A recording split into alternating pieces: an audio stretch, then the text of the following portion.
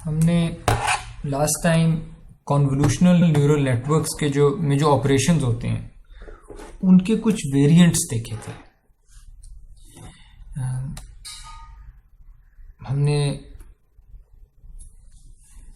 हमने देखा था कि 1 by 1 कॉन्वोल्यूशन क्या चीज़ होती है, और 1 by 1 कॉन्वोल्यूशन से आप अपने नेटवर्क में जो नंबर ऑफ ऑपरेशंस है, नंबर ऑफ मल्टीप्लिकेशंस है, वो ड्रास्टिकली रिड्यूस कर सकते हैं। लेकिन उससे भी ज़्यादा जो ज़रूरी चीज़ थी वो ये थी कि 1 by 1 कॉन्वोल्यूशंस इनपुट चैनल्स का लीनियर कॉम्बिनेशन होती थी।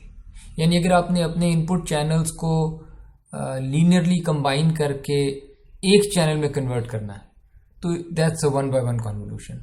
और जितनी भी 1 by 1 कॉन्वोल्यूशंस करेंगे आप, आपका इनपुट वॉल्यूम के जो नंबर ऑफ चैनल्स हैं वो आप चाहें तो रिड्यूस कर लें या उस वॉल्यूम के नंबर ऑफ चैनल्स को इंक्रीज कर लें। आप अपने वॉल्यूम की जो डेप्थ है उसको कंट्रोल कर सकते हैं 1 by 1 कॉन्वोल्यूशंस के through. A 1 by 1 convolution is just the linear combination of the channels in the input volume. फिर हमने डेप्थ वाइज सेपरेबल कॉन्वोल्यूशन की थी, जिसमें हमने ये कहा था कि स्टैंडर्ड जो कॉन्वोल्यूशन होती है उसमें आप पर चैनल डिफरेंट कॉन्वोल्यूशन फिल्टर्स के साथ कन्वॉल्व कर रहे होते हैं और बाद में एक सम कर लेते हैं रिजल्ट्स को। और डेप्थ वाइज सेपरेबल कॉन्वोल्यूशन ये कहती है कि इस सम करने की बजाय यहाँ पर आप एक लीनियर कॉम्बिनेशन ले लें, और वो लीनियर कॉम्बिनेशन जो है वो आप उसके जो भी वेट्स होंगे वो that linear combination is again a linear combination of input channels is just a 1 by 1 convolution. ठीक है, तो आप 1 by 1 कॉन्वोल्यूशंस के through depth wise separable convolution कर सकते हैं। और इससे भी ये होता है कि आपके जो नंबर ऑफ पैरामीटर्स हैं आपके नेटवर्क के वो कम कर सकते हैं आप, यानी सेम काम कम पैरामीटर्स में कर सकते हैं। फिर हमने आखिरी चीज़ जो की थी पिछले लेक्चर में वो ट्रांसपोज्ड कॉन्वोल्यूशन थी। और ट्रांसपोज्ड कॉन्वोल्यूशन सिंपली एक फ़िल्टर को रेप्लिकेट करने के तरीका है कि आपके पास एक फ़िल्टर f है। अगर आपके पास इनपुट एरे में, इनपुट चैनल में अगर जो भी नंबर्स पड़े हैं, आप अपने फ़िल्टर को उन नंबर से स्केल कर दें। सो फॉर एग्जांपल इधर 3 times f होगा, फिर -1 times f होगा, फिर 5 times f होगा, फिर 17 times f होगा, एंड सो ऑन। और ये जहाँ भी आप फ़िल्टर प्लेस करते हैं, जैसे जब 3 के ऊपर रखते हैं, 3 से मल्टीप्लाई करते हैं तो एक 3 by 3 आंसर आ जाता है। और ये जितने भी आंसर्स आते जा रहे हैं इनको सुपर इम्पोज करते जाएंगे, विच मीन्स इनको बस आप सम करते जाएंगे। जहाँ भी ओवरलैप करते हैं आंसर्स वहाँ पे आप सम करते जाएंगे। ठीक है, तो इससे होगा ये कि आपके पास फॉर एग्जांपल अगर 3 by 3 इनपुट थी, उसको आप एक लार्जर आउटपुट पे मैप कर देंगे। सो 3 by 3 इनपुट ट्रांसफॉर्म हो गया 5 by 5। यानी अगर ये मैं काम करता जाऊँ तो मैं 3 by 3 से 5 by 5, उससे 7 by 7, उससे 9 by 9, उससे 11 by 11, I will create larger and larger outputs. ठीक है, इसकी हम एक एप्लीकेशन आज देखेंगे इंशाल्लाह। जो अब नई चीज़ें करनी है उनमें एक ऑपरेशन है अनपूलिंग का। सो पूलिंग में आप ये करते हैं कि आप फॉर एग्जांपल अगर 2 by 2 की मैक्स पूलिंग मैं कर रहा हूँ, या कोई भी पूलिंग कर रहा हूँ, लेट्स से मैक्स पूलिंग है या स्टोकेस्टिक पूलिंग है, किसी भी तरह की पूलिंग, और अगर मैं 2 by 2 वॉल्यूम में कर रहा हूँ तो लेट्स से मैंने पहले 2 by 2 वॉल्यूम में पहले 2 by 2 रीजन में मैंने अगर ये जो रेड पिक्सल था पूलिंग के हिसाब से ये सिलेक्ट हुआ था तो ठीक है, मैंने यहाँ पर रेड पिक्सल कर लिया। अगले 2 by 2 वॉल्यूम में मैंने येलो कर दिया, अगले 2 by 2 वॉल्यूम में मैंने ये सारी ब्लू है पर आई डोंट नो लाइटेस्ट ब्लू जो है ये वाला कर दिया, और अगले 2 by 2 वॉल्यूम में जो लाइट ग्रीन है ये सिलेक्ट कर दिया। और मैंने रिकॉर्ड कर लिया कि कौन सी जगह से मुझे मैक्स मिला था। सो ये जो एक्स लोकेशंस जो मार्क हुई हुई हैं, ये वो लोकेशंस हैं जहां से मैंने मैक्स पिक्सल उठाया था। पूलिंग के प्रोसेस में मैं सिर्फ ये मैक्स वैल्यूज सेव कर लेता हूँ और इनकी लोकेशंस भी मैंने सेव की हुई हैं। अनपूलिंग इसे कहते हैं, जहां से मैंने मैक्स उठाया था उस जगह पे मैं वो मैक्स वैल्यू डाल दूंगा, बाकी 4 जगहों पे 0 रहने दूंगा। यानी मैं दोबारा से, पूल्ड रिजल्ट मेरे पास 2/2 का था, लेकिन मैं अनपूल्ड रिजल्ट फिर से 4/4 का बनाऊंगा,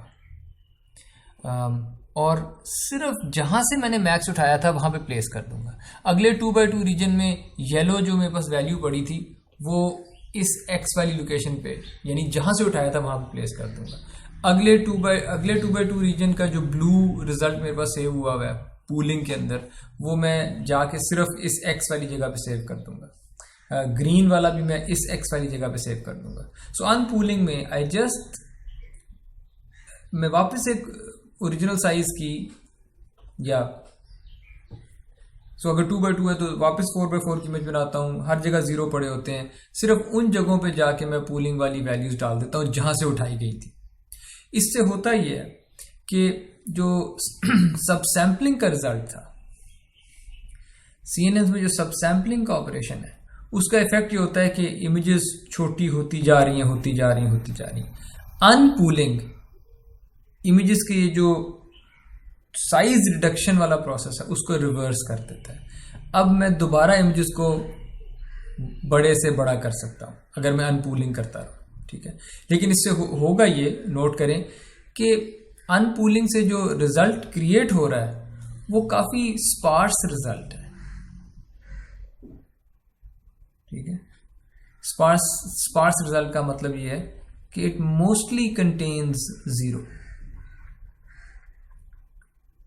ठीक है। मोस्टली जीरोस पड़े हैं इसके अंदर, कुछ जगहों पे नॉन जीरो वैल्यूज है, मोस्टली 0 है, इसको स्पार्स कहते हैं। So that's the unpooling operation. अब देख लेते हैं something called fully convolutional networks. यहां पे हम जो हमने अभी सीखा है ना CNN की वेरिएशंस, वो सारी अब काम आएंगी। फुली कॉन्वोल्यूशनल नेटवर्क में आप क्या करते हैं कि आपके पास सिर्फ लोकली कनेक्टेड लेयर्स होती हैं। फॉर एग्जांपल, जो कॉन्वोल्यूशन लेयर होती है, अगर लेट्स से उसमें फिल्टर 3/3 के हैं, तो एक न्यूरॉन पीछे 3/3 रीजन से कनेक्ट हुआ होगा। अगर कॉन्वोल्यूशन लेयर के फिल्टर का साइज 5/5 है, तो एक न्यूरॉन पीछे 5/5 न्यूरॉन से कनेक्ट हुआ होगा। वो फुली कनेक्टेड नहीं होगा पिछली लेयर से। इसी तरह पूलिंग है, हम जब पूलिंग करते हैं 2/2 रीजन्स में, तो एक न्यूरॉन पिछली लेयर के 2/2 रीजन से कनेक्ट हुआ होता है। इसी तरह ये अपसैम्पलिंग के जो हमने प्रोसीजर्स देखे हैं, ट्रांसपोज्ड कॉन्वोल्यूशन या अनपूलिंग, ये भी एक पीछे 2/2 रीजन को देख रहा था अनपूलिंग का। तो ये जो सारे ऑपरेशंस हैं, कॉन्वोल्यूशन, पूलिंग, अपसैम्पलिंग, ये सिर्फ अपने पीछे लोकल रीजन्स को देखते हैं, ये पूरी की पूरी लेयर को नहीं देख रहे होते। तो फुली कॉन्वोल्यूशन नेटवर्क्स में सिर्फ ये ऑपरेशंस होते हैं, कोई फुली कनेक्टेड लेयर नहीं होती, ठीक है। यू माइट रिकॉल कि हमने जब CNNs बनाए थे तो हमने कहा था CNN में कॉन्वोल्यूशन होती, सब सैम्पलिंग होती है, फिर कॉन्वोल्यूशन, सब सैम्पलिंग, और इस तरह कई दफा कर रहे होंगे। लेकिन एंड पे हम अपने जो भी वॉल्यूम बनता है उसको फ्लैटन करते हैं, उसका एक वेक्टर बना देते हैं, और वो वेक्टर मल्टीलेयर परसेप्ट्रॉन में फीड कर देते हैं। ये जो मल्टीलेयर परसेप्ट्रॉन एंड पे हमने लगाया है, इसका मतलब है फुली कनेक्टेड लेयर्स। ये जो फ्लैटनिंग की है हमने एक दफा, ये फ्लैटन होके सारे न्यूरॉन्स वेक्टर की शक्ल में आगे तो फुली कनेक्टेड लेयर्स को फीड होते हैं, जिसको आप फुली कॉन्वोल्यूशनल नेटवर्क्स कहते हैं। उनके अंदर ये फुली कनेक्टेड लेयर्स नहीं होती बिल्कुल भी, ठीक है। इसका फायदा ये है कि you can work on input images of any size, ठीक है। ये बहुत बड़ा बेनिफिट है। अभी तक आपने जितने न्यूरल नेटवर्क्स के साथ काम किया है, और जितना CNN तो खैर अभी आप इम्प्लीमेंट कर रहे होंगे अपनी असाइनमेंट में, पर आप नोट करेंगे कि आप एक फिक्स्ड साइज की इनपुट पे ट्रेन करते हैं। फॉर एग्जांपल आप एमनिस्ट के डेटा पे काम करते थे। एमनिस्ट के डेटा में 28x28 की इमेजेस होती थी और आप उन इमेजेस को वेक्टराइज करते थे, 784x1 का वेक्टर बनाते थे। आपने जितने नेटवर्क्स ट्रेन किए हैं इस कोर्स में फिलहाल, वो इस तरह 784x1 के वेक्टर की इनपुट लेते थे, इसी साइज की। अगर आपकी इनपुट 785x1 की आ गई, आपका ये नेटवर्क यूजलेस हो गया। अगर आपकी इनपुट 784x1 की आ गई, आपका ये नेटवर्क यूजलेस हो गया। ठीक है, तो आपने जितनी भी मेहनत की है, ये एक बड़े फिक्स साइज की इनपुट पे काम करती है। फुली कन्वोल्यूशनल नेटवर्क्स आपको इनेबल करते हैं कि आपकी इनपुट का साइज अगर चेंज भी हो जाए ना, फिर भी आप काम कर लेंगे। Let's see, here's the problem with fully connected layers. पहले तो मैं फुली कनेक्टेड लेयर्स का मसला समझाता हूँ। CNN में इमेजिन कि आपके पास एक कलर्ड इमेज है, red green blue RGB image है, और उसके ऑब्वियसली 3 चैनल है, ठीक है, और उसकी कोई हाइट है और कोई विड्थ है। ये आपकी इनपुट इमेज आई है।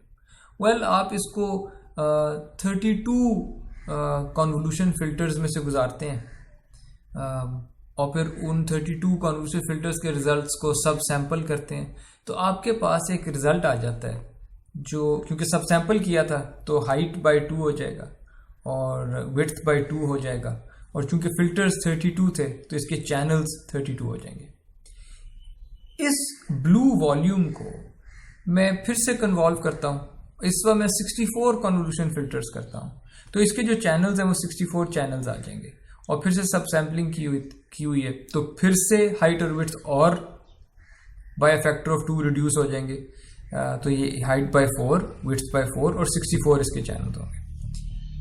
उसके बाद एक स्टैंडर्ड ट्रेडिशनल CNN में आप ये करते हैं कि जो भी आपका ये वॉल्यूम आया था येलो में, इसको आप फ्लैटन करते हैं। ठीक है,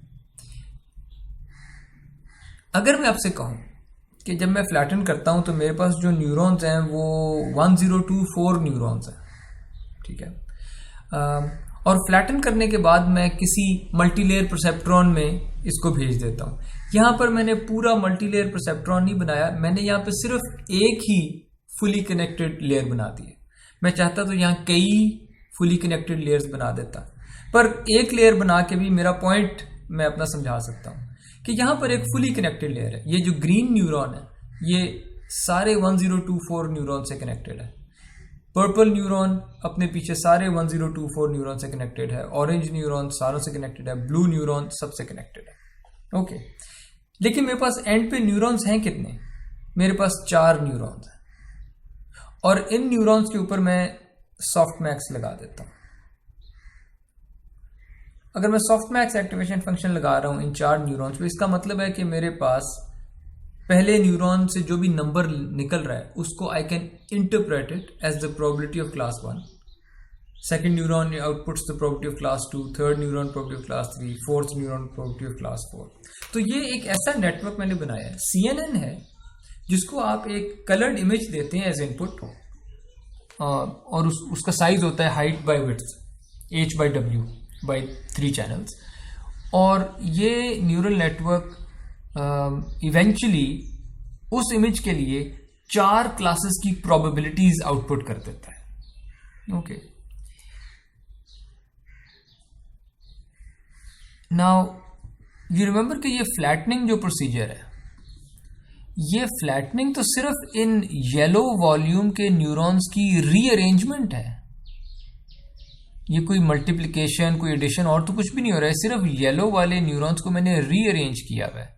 and if I tell you कि इस लेयर में 1024 न्यूरॉन्स हैं, इसका मतलब है कि येलो वॉल्यूम में 1024 न्यूरॉन्स हैं, व्हिच मीन्स कि this expression here, H/4 into W/4 into 64, this expression must equal 1024 जो फ्लैटन लेयर के न्यूरॉन्स हैं। ठीक है, and if this thing equals 1024 then आप इसकी मैथ कर सकते हैं। And I hope I haven't made a mistake here कि इनका जो प्रोडक्ट है H इंटू डब्ल्यू का, it must equal 256, which means कि ये जो CNN आपके सामने बना हुआ है, this works for only those images जिनकी हाइट और विड्थ का प्रोडक्ट करूं तो 256 आता है। यानी मेरी इमेजेस के ऊपर एक कंस्ट्रेंट लग गई है। ये हर किस्म की इमेज पे अब मैं इसको नहीं चला सकता, सिर्फ उन इमेजेस पे ट्रेन कर सकता हूँ, उन इमेजेस पे टेस्ट कर सकता हूँ जिनकी हाइट और विड्थ का प्रोडक्ट 256 होता हो। ठीक है, यहाँ तो कोई सवाल जी?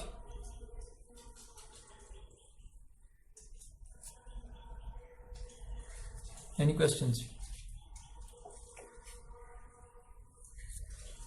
सर इसका मतलब ये है कि हम इमेज जो है वो सिर्फ छोटा ही ले सकते हैं, उससे बड़ा नहीं ले सकते। छोटा और बड़ा इमेज नहीं, छोटी इमेज भी क्यों ले सकते हैं, कैसे लेंगे? अगर तो मैं आपसे सवाल पूछता हूं, अगर यहाँ पे वेयर इज इट, अगर यहाँ पे h/w/3 इमेज की बजाय अगर मैंने ले ली होती image of size h/2 w/2/3, तो सेकंड स्टेज पे कितने न्यूरॉन्स होते मेरे पास,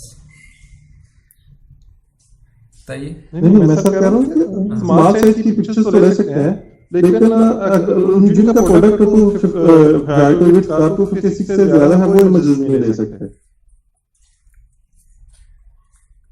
मैं वही हम सिर्फ बहुत साइज पिक्चर ले सकते हैं।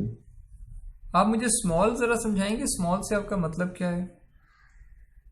सर जी मतलब अगर हम देखें तो 128/128 एक में साइज है किसी भी इमेज का,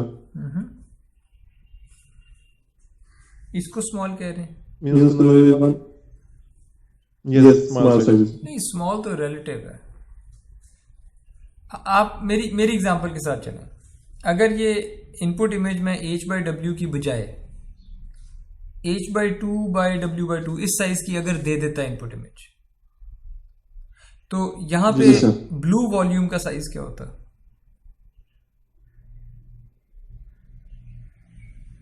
h/2/2 विच इज h/4। ठीक है,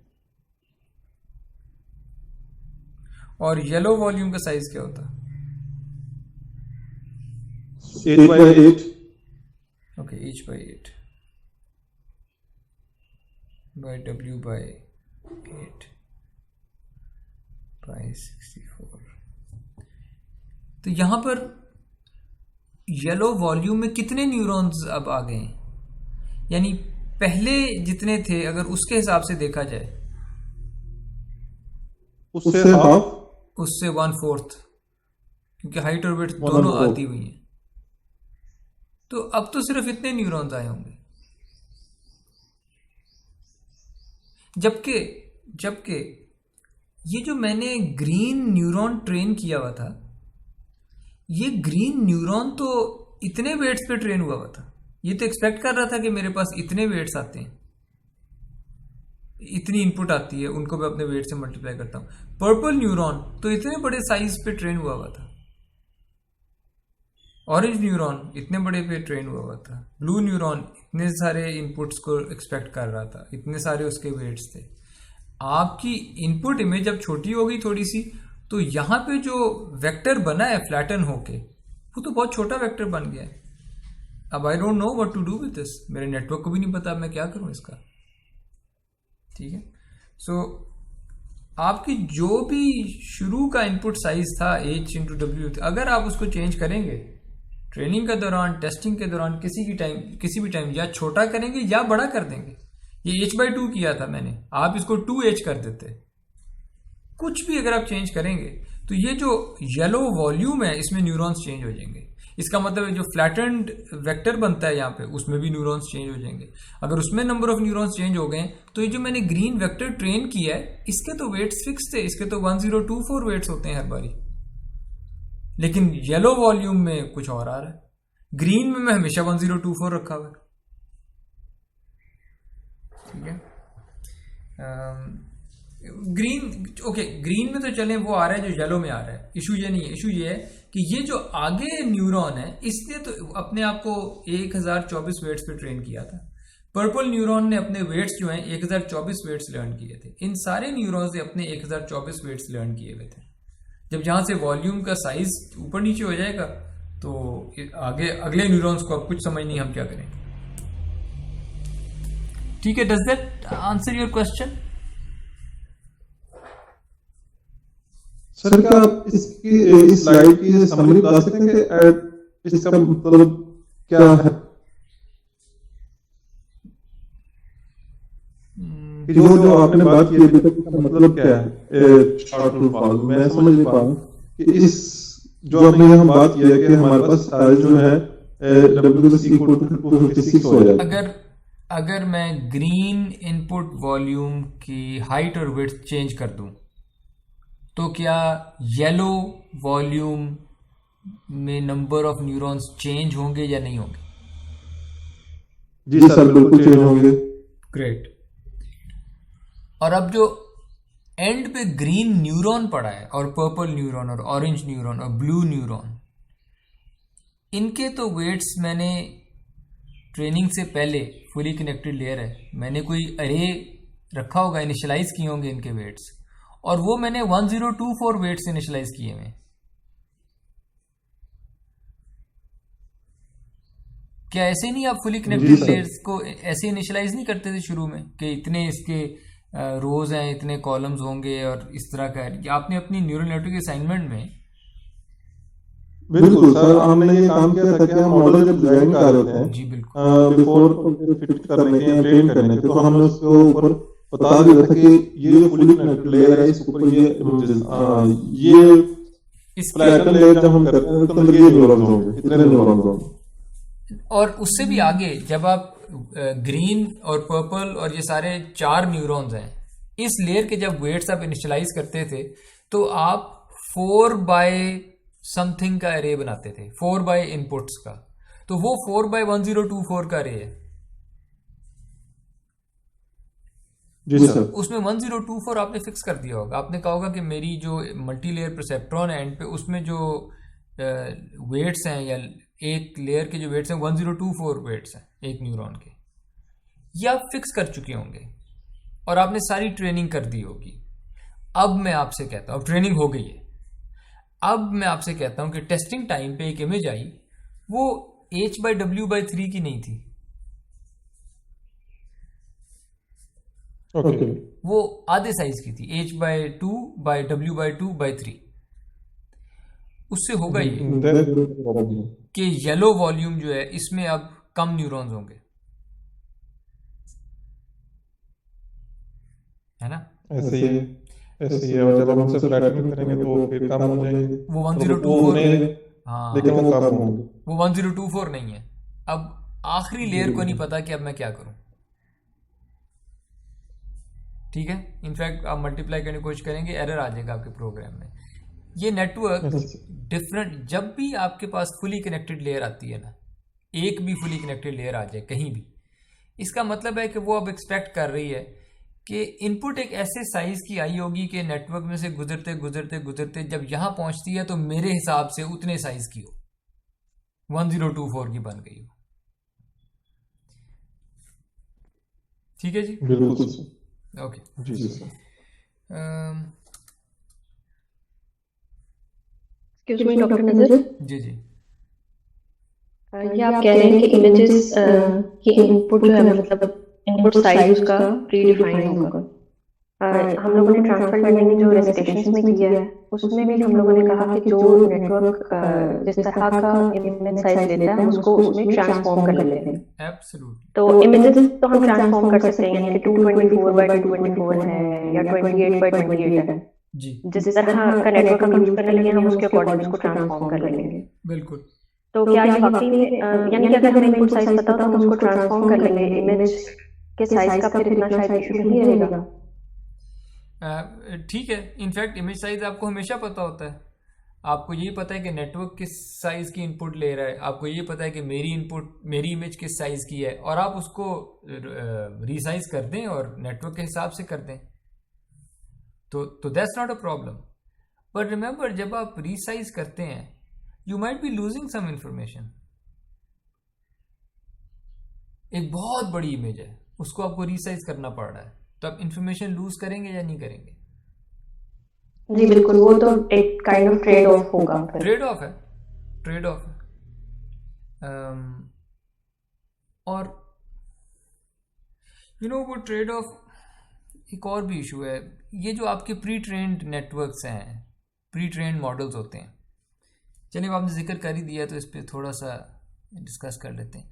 जो प्री ट्रेंड मॉडल्स हैं, आपने इमेज नेट का नाम सुना होगा किसी रेसिटेशन में, सुना हुआ image net? So image net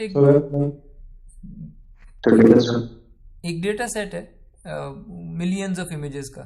ठीक है, अब इमेज और उसके ऊपर सारे आपके मॉडल्स ट्रेन हुए होते हैं. आप प्री ट्रेन मॉडल उठाते हैं, इमेज नेट पे ट्रेन हुआ होता है मिलियंस ऑफ इमेजेस पे, या मे बी 1 मिलियन या मे बी उससे ज़्यादा इमेजेस हैं. और इसका साइज शायद कुछ इस किस्म का होता है, 227 बाई 227, आई थिंक सो. इसी तरह एक कोई कोको डेटा सेट है, कॉमन ऑब्जेक्ट्स, हाँ कोको डेटा सेट है, उसमें भी अब मुझे उसके साइजेस याद नहीं है, पर या साइजेस इस तरह के होते हैं या कोई 500 टाइप कोई साइज होते हैं. और नोट करें ये स्क्वायर इमेजेस हैं,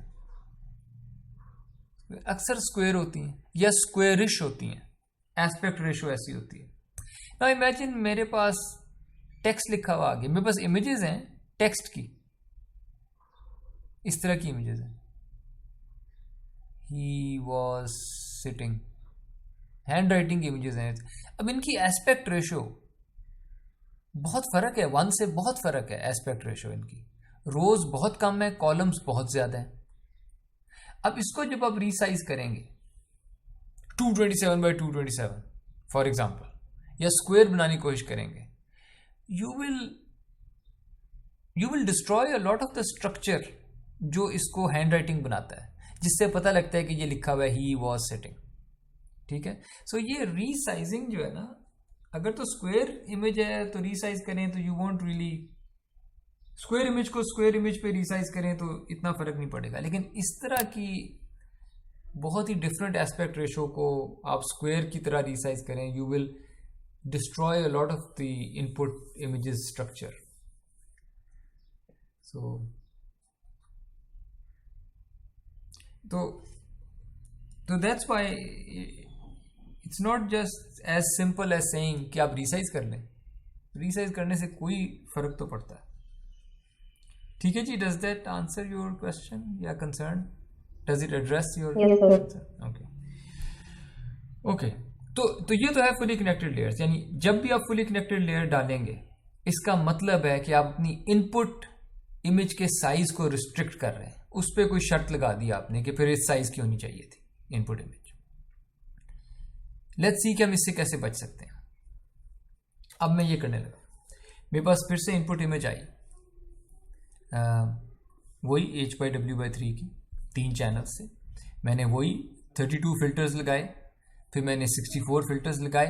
I got the same yellow volume. ठीक है, अब मैंने क्या किया, मैंने इस येलो वॉल्यूम पे एक 1/1 कॉन्वोल्यूशन लगाई, ये ग्रीन वाली. ठीक है, 1/1 कॉन्वोल्यूशन जो है वो इस येलो इनपुट वॉल्यूम के चैनल्स की लीनियर कॉम्बिनेशन है. इसका मतलब है कि एक चैनल आ जाएगा आंसर, वो मैंने ग्रीन में ये चैनल बनाया हुआ है. फिर मैंने ये पर्पल 1/1 कॉन्वोल्यूशन फिल्टर लगाया और उससे एक चैनल प्रोड्यूस हो जाएगा, वो मैंने पर्पल चैनल बना दिया. मैंने 4 1/1 कॉन्वोल्यूशन के फिल्टर्स अप्लाई किए, मेरे पास 4 चैनल्स आ गए. और अब मैंने क्या किया है, I do something called global pooling. Global pooling सिर्फ फैंसी नाम है. ये जो ग्रीन चैनल है ना, इस पूरे चैनल, इसमें जितने भी पिक्सल हैं ग्रीन चैनल में, उनकी एवरेज ले लें आप. इसे कहेंगे ग्लोबल एवरेज पूलिंग. या इन सारे ग्रीन पिक्सल्स में से जो मैक्सिमम वैल्यू है वो ले लें, इसे कहेंगे ग्लोबल मैक्स पूलिंग। देखें, जो आप मैक्स पूलिंग अभी तक करते आए थे वो 2x2 रीजन में होती थी, यस और नो? Yes sir. यानी जिसको आप मैक्स पूलिंग कहते थे सो फार,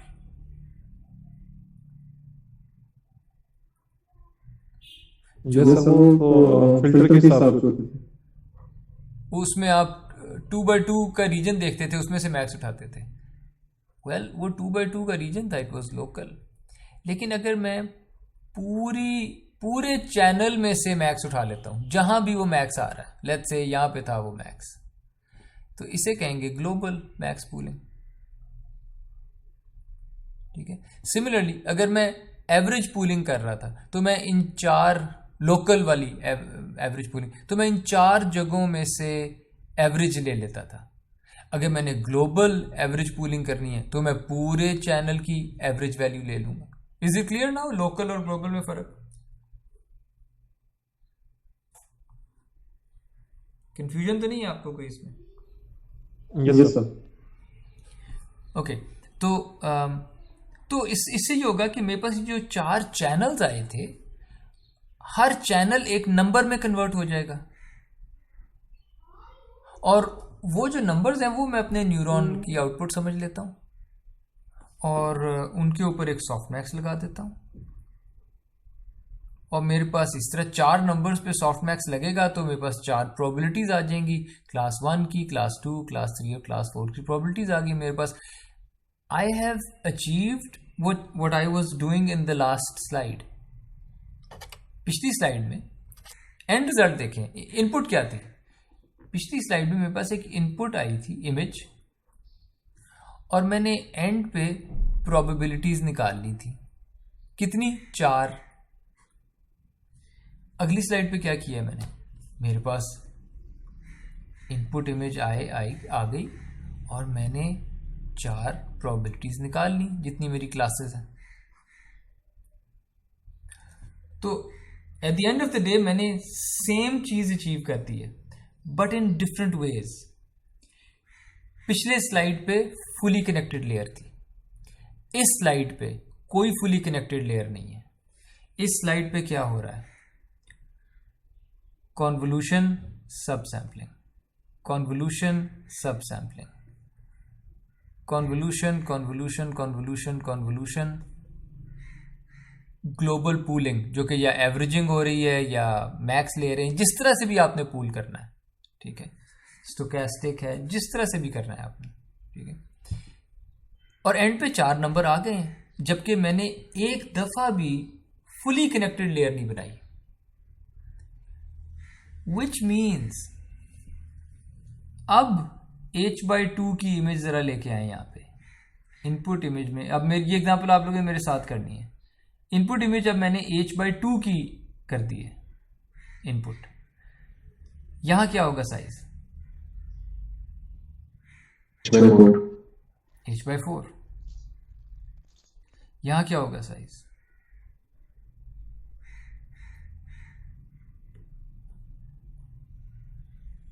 h/8, क्योंकि दोबारा सब सैम्पलिंग हुई है, 2 दफा सब सैम्पलिंग हो चुकी है।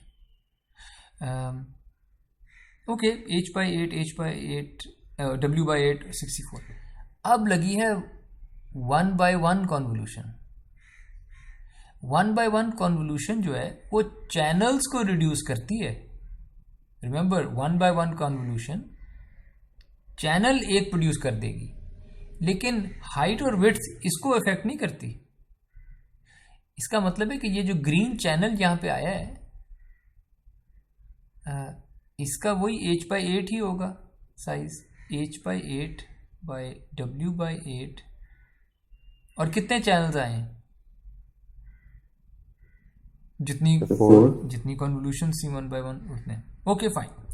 तो मेरे पास अब पहले से फर्क हो गई गेम। पहले तो जब इनपुट इमेज h/w/3 थी तो तब ये जो 4 चैनल्स आए थे ये h/4/w/4 इनकी डिमेंशंस थी। अब डिमेंशंस आ गई h/8/w/8। लेकिन आगे क्या हो रहा है? एंड पे क्या हो रहा है? आखिरी स्टेप ये जो है यहां पे,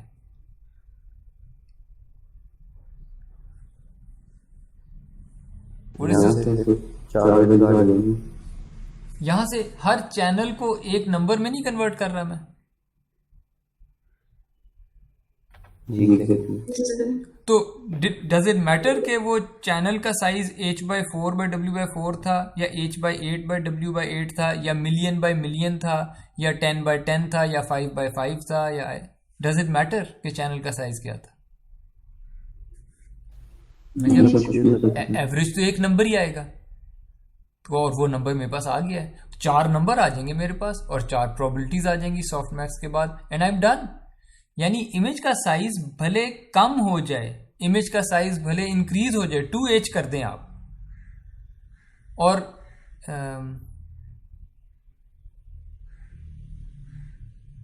भले एक डिमेंशन में डिक्रीज हो जाए साइज, दूसरी डिमेंशन में इंक्रीज हो जाए साइज, यानी अब इमेज के जो भी साइजेस आ रहे हैं एंड पे ये नेटवर्क गारंटी करता है कि मैं 4 नंबर प्रोड्यूस कर दूंगा रिगार्डलेस ऑफ इनपुट इमेज का साइज।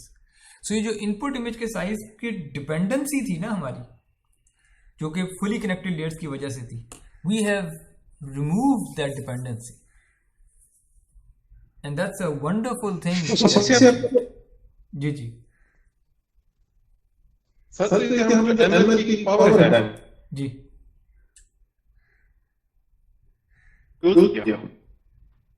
दोबारा बताइएगा। एमएलपी की पावर, आपकी आवाज कट गई थी, रिड्यूस कर दी ये तो नहीं पूछ रहे? मतलब हम जी सर, आपकी आवाज उसमें बहुत ज्यादा कट रही है। आप कहीं ये तो नहीं कह रहे कि हमने एमएलपी की पावर रिड्यूस कर दी है?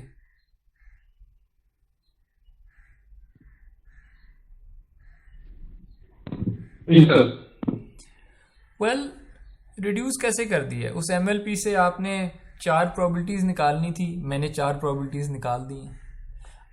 आगे तो है कि पैरामीटर्स कम हो गए हैं या पैरामीटर्स ज़्यादा हो गए हैं।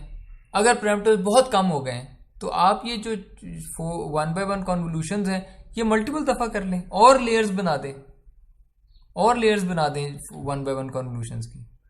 जिस तरह ये एक लेयर बनी है ना 4 1/1 कॉन्वोल्यूशंस की, इसके बाद आप एक और लेयर बना दें 4 1/1 कॉन्वोल्यूशंस की जो इस वॉल्यूम पे अप्लाई हो रही होंगी। पर चूंकि वो 4 1/1 कॉन्वोल्यूशंस होंगी, इसका मतलब है कि उनका रिजल्ट फिर से 4 चैनल आ जाएंगे। उसके ऊपर एक और आप कॉन्वोल्यूशन लगा दें, मेरी तरफ से 8 1/1 कॉन्वोल्यूशंस लगा दें और उन 8 के ऊपर फिर से 4 1/1 कॉन्वोल्यूशंस निकालें। पॉइंट इज कि जब भी मैंने ये 4 आंसर निकालने हैं ना, उस वक्त मैं 4 1/1 कॉन्वोल्यूशंस लगा दूंगा। उससे पहले मैंने जितना मर्जी नेटवर्क में ताकत डाल दूं, लेयर्स पे लेयर्स ऐड करी जाऊं, तो नेटवर्क में ताकत तो आपकी मर्जी है, आप किसी भी तरीके से डाल सकते हैं। वो ज़रूरी नहीं है कि वो फुली कनेक्टेड लेयर के तरीके से ही डलती। Okay sir, understood. So of course ये वो फुली कनेक्टेड लेयर्स के इक्विवेलेंट नहीं है जो हम कर रहे हैं। ये फ़र्क काम हो रहा है, ये फ़र्क वेट्स हैं, ये फ़र्क प्रोसीजर है, ये फ़र्क लर्निंग है, लेकिन एंड रिजल्ट दोनों का सेम चीज़ को टारगेट कर रहे थे। उसने भी 4 प्रोबेबिलिटीज़ निकालनी थी, मैंने भी 4 प्रोबेबिलिटीज़ निकालनी थी, पर मैंने इस तरीके से कर लिया है कि इनपुट इमेज का साइज अब फ्लेक्सिबल हो सकता है। ओके, यहाँ तक कोई सवाल आप लोगों के?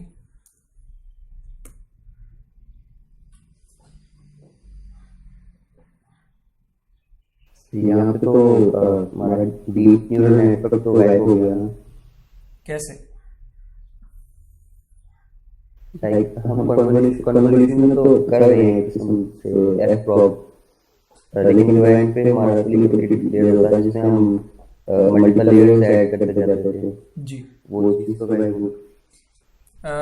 आपके सवाल से मैं ये अखज़ कर लूँ कि आप वो जो फुली कनेक्टेड लेयर्स थे उनको डीप नेटवर्क कहना चाह रहे हैं? जी जी बिल्कुल, तो जो लास्ट पे थे। जी ठीक है। क्या ये एक लेयर नहीं है? ये जो ब्लू वॉल्यूम आया है उसमें क्या इस कॉन्वोल्यूशन के वेट्स नहीं होंगे? 32 कॉन्वोल्यूशंस हैं, यानी या 32 कॉन्वोल्यूशन फिल्टर्स नहीं होंगे यहाँ पे, लर्नेबल वेट्स। बिल्कुल, इसका मतलब है कि ये वेट्स की कोई लेयर तो है ना?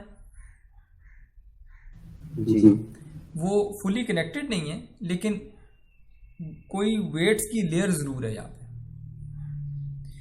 इसी तरह यहाँ पे वेट्स की अगली लेयर है, सेकंड लेयर आ गई वेट्स की, है ना। जी सर। तो अगर यहाँ मैं 2 की बजाय कोई 10 दफा इस तरह कर लेता, तो क्या ये 10 लेयर्स का नेटवर्क ना होता? ये क्या ये डीप ना होता? डीप कॉन्वोल्यूशनल होता। डीप कॉन्वोल्यूशनल होता, पर डीप तो होता ना। ठीक है। तो जरूरी ये आपका ख्याल कि सिर्फ फुली कनेक्टेड लेयर्स ही डीप नेटवर्क होते हैं, ये फुली कनेक्टेड लेयर्स, ये गलत है। कोई भी नेटवर्क जिसमें सीक्वेंस में काम हो रहा हो, लेयर्स में काम हो रहा हो, पहली लेयर कुछ करती हो, उसके रिजल्ट पे दूसरी लेयर कुछ करती हो, उसके रिजल्ट पे तीसरी लेयर कुछ करती हो, अगर ये लेयर्स 2 से ज्यादा हैं, टेक्निकली उसको डीप नेटवर्क कहते हैं। अब वो चाहे फुली कनेक्टेड हो, चाहे वो कॉन्वोल्यूशन वाली हो, जैसी भी हो, ठीक है। जी जी ठीक है। तो ये डीप नेटवर्क ही है।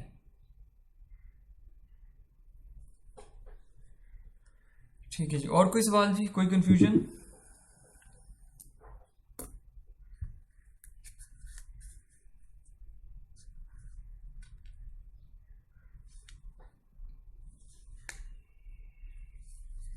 ओके, आगे चलते हैं। अब अगर मैं चाहूं, देखिए CNN क्या करता है, CNN कॉन्वोल्यूशन प्लस सब सैम्पलिंग करते करते, जिस तरह ये आपके पास इनपुट इमेज आई थी हाइट बाय विड्थ की, इसने जब एक दफ़ा सब सैंपल किया तो ये हाइट बाय 2 और विड्थ बाय 2 हो गई। जब इसने दूसरी दफ़ा सब सैम्पलिंग की तो हाइट बाय 4, विड्थ बाय 4, यानी जितनी दफ़ा भी आप सब सैम्पलिंग करते जाएंगे आपकी जो वॉल्यूम है वो छोटे से छोटा होता जाएगा, ठीक है। तो इमेजिन कि आपने कोई पूलिंग की और पूलिंग के बाद आपके पास कोई ये रिजल्ट पड़ा है 2/2 का, 4, 6, -8, 23। अब CNNs जिस तरह से डिजाइंड हैं, दे आर डिजाइंड टू सब सैंपल एंड देन अगेन सब सैंपल एंड देन अगेन सब सैंपल, और छोटे से छोटा करता जाता है इंफॉर्मेशन को। क्लासिफिकेशन के लिए तो बहुत अच्छा है, क्योंकि देखें मैंने जब यहाँ क्लासिफिकेशन करनी थी ना, तो मैं बड़े इनपुट, बड़ी साइज की इमेज से छोटी साइज के वॉल्यूम पे गया और उससे भी छोटे साइज के वॉल्यूम पे गया। जी छोटे साइज पे जाना है, इसका मतलब है कि जब मैं फ्लैटनिंग करूंगा या आखिरी लेयर के जो न्यूरॉन्स होंगे वो कम न्यूरॉन्स पे ट्रेन होने चाहिए। अगर ये साइजेस में बड़े रख लेता, हाइट और विड्थ H और W ही रखता है इसको, तो और भी ज़्यादा न्यूरॉन्स होते, ठीक है। तो क्लासिफिकेशन के लिए तो अच्छा है कि मैं अपने न्यूरॉन्स आहिस्ता आहिस्ता कम करता जाऊं, और एक लोअर डिमेंशनल स्पेस पे मैंने मैप कर दिया अपनी इमेज को और वहां पे क्लासिफाई कर दिया।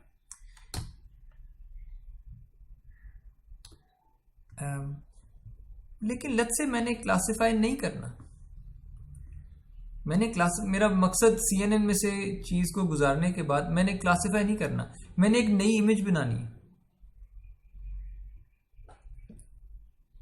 क्या CNN से सिर्फ क्लासिफाई ही करना चाहिए? मैं नहीं करना, मैंने इमेज बनानी है एक नई। तो this is the first step in that direction कि आप CNN में से गुजरते हुए आ रहे थे,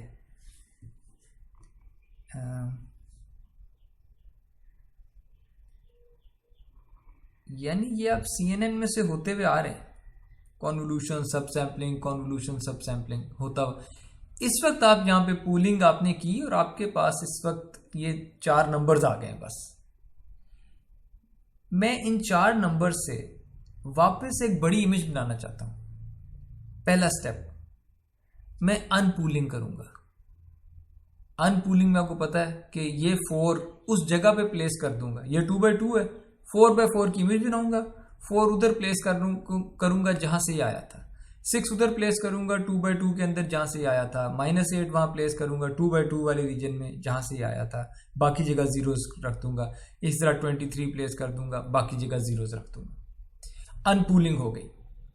ये जो अनपूलिंग हुई है, रिमेंबर कि मैंने कहा था कि इस तरह की अनपूलिंग स्पार्स होती है, इसमें डिटेल्स नहीं होती, इसमें ज़्यादातर there is no detail, zeros पड़े हैं, कुछ जगहों पे हल्की सी डिटेल है, ठीक है। ट्रांसपोज कॉन्वोल्यूशन अगर मैं इसके ऊपर लगा दूं, यानी अब मैं इस फिल्टर के साथ, ये जो फिल्टर यहां पे है, अगर इस फिल्टर के साथ मैं ट्रांसपोज कॉन्वोल्यूशन लगा दूं तो होगा ये 4 टाइम्स दिस फिल्टर एक दफा प्लेस कर दूंगा, फिर यहां पे जाऊंगा 0 टाइम्स दैट फिल्टर फिर प्लेस कर दूंगा और ऐड कर दूंगा, फिर यहां पे जाऊंगा 0 टाइम्स दैट फिल्टर प्लस कर दूंगा, 0 टाइम्स दैट फिल्टर प्लस कर दूंगा, एंड सो ऑन। सो 4 दफा ऐसे हुआ होगा, 4 दफा कि वो फिल्टर 4 से मल्टीप्लाई हो गया एक दफा 6 से, एक दफा -8 से, एक दफा 23 से, बाकी बाकी 12 दफा ये 0 से मल्टीप्लाई हो रहा होगा और ऐड होते जा रहे हैं ये सारे, ये वो रिजल्ट आ जाएगा। नाउ ट्रांसपोज कॉन्वोल्यूशन में क्योंकि 3/3 के साथ मैंने किया था, असल में रिजल्ट 6/6 आना चाहिए था, क्योंकि जब मैं यहाँ 4 पे रखा था तो ये फिल्टर बाहर भी निकला था, तो मैंने उधर भी जाके वैल्यू स्टोर कर दी। लेकिन मैं यहाँ ये कर रहा हूँ कि मैंने हमेशा अपनी 2/2 से शुरू किया था, मैंने 4/4 पे ही रहना है, मैंने 6/6 पे नहीं जाना, ठीक है। तो मैं क्या करता हूँ, मैं ट्रांसपोज कॉन्वोल्यूशन के बाद बॉर्डर्स को वापस फेंक देता हूँ, ठीक है। सो ये ट्रांसपोज कॉन्वोल्यूशन का कोई इस किस्म का रिजल्ट आता होगा, which as you can see will be dense, that's a dense result.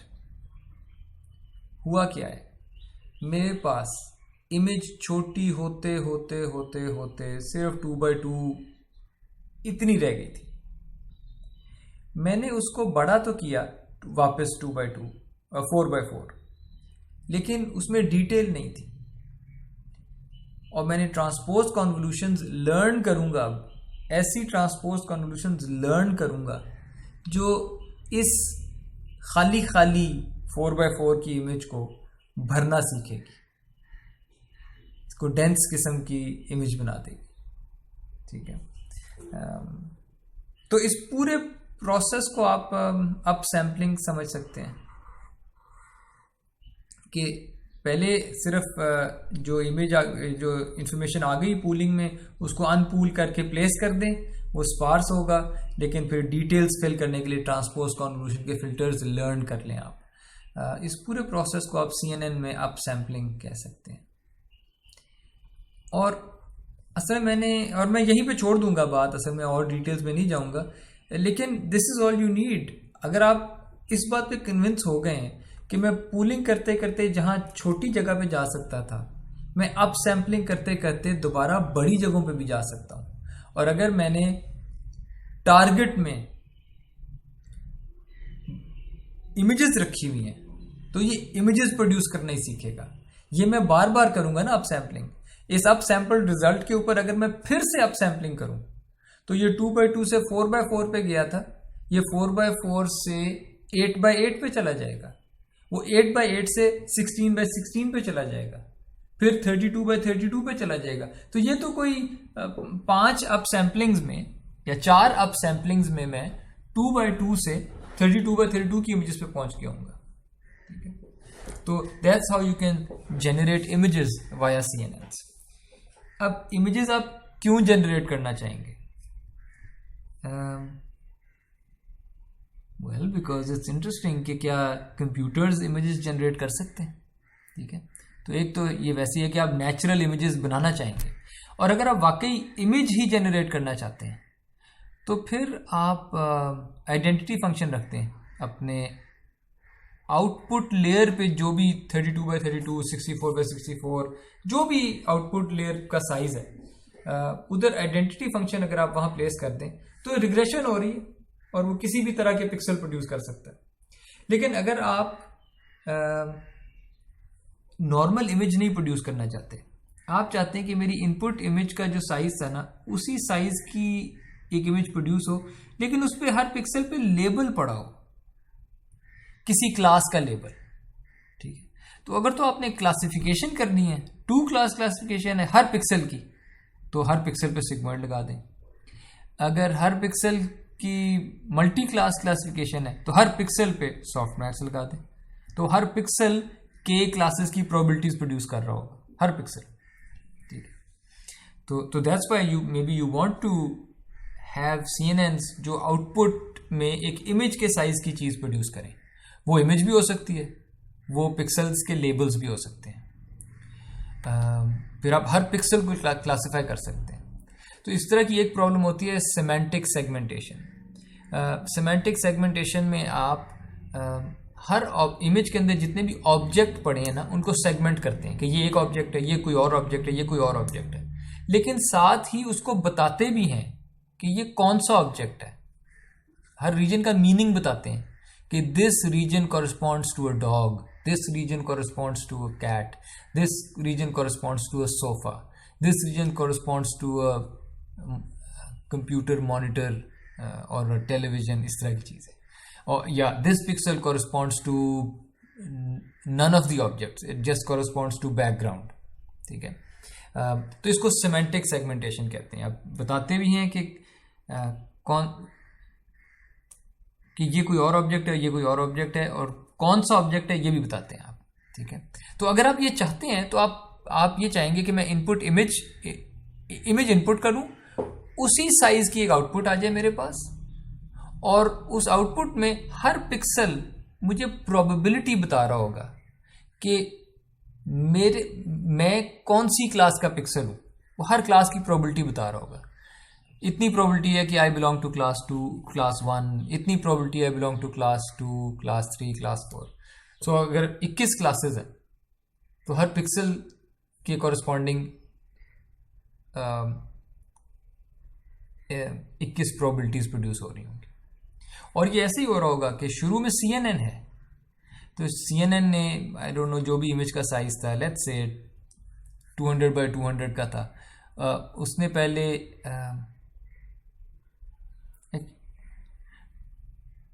पहले इमेज को सब सैंपल भी किया, कॉन्वोल्यूशन सब सैम्पलिंग की, 96 कॉन्वोल्यूशंस लगाई और कुछ सब सैंपल किया क्योंकि ये छोटा हुआ है इमेज के रोज और कॉलम्स। फिर 256 कॉन्वोल्यूशंस लगाई उसके ऊपर 384 इधर सब सैम्पलिंग भी हुई थी। अभी ऐसी कॉन्वोल्यूशंस लग रही हैं जिनमें 384 कॉन्वोल्यूशंस लगी पर सब सैम्पलिंग नहीं हुई इनके बाद। फिर से कोई और नई 384 कॉन्वोल्यूशंस लगी, सब सैम्पलिंग नहीं हुई। फिर 256 कॉन्वोल्यूशन फिल्टर्स लगे, सब सैम्पलिंग नहीं हुई। इनफैक्ट सब सैम्पलिंग हो गई। ठीक है, अब जब सब सैम्पलिंग हुई तो ये छोटे रह गए। ठीक है, and so on. So eventually आपने बस ये करना होता है कि 21 चैनल्स आपने प्रोड्यूस कर लिए हैं और उन 21 चैनल्स को अब अप सैंपल किया है।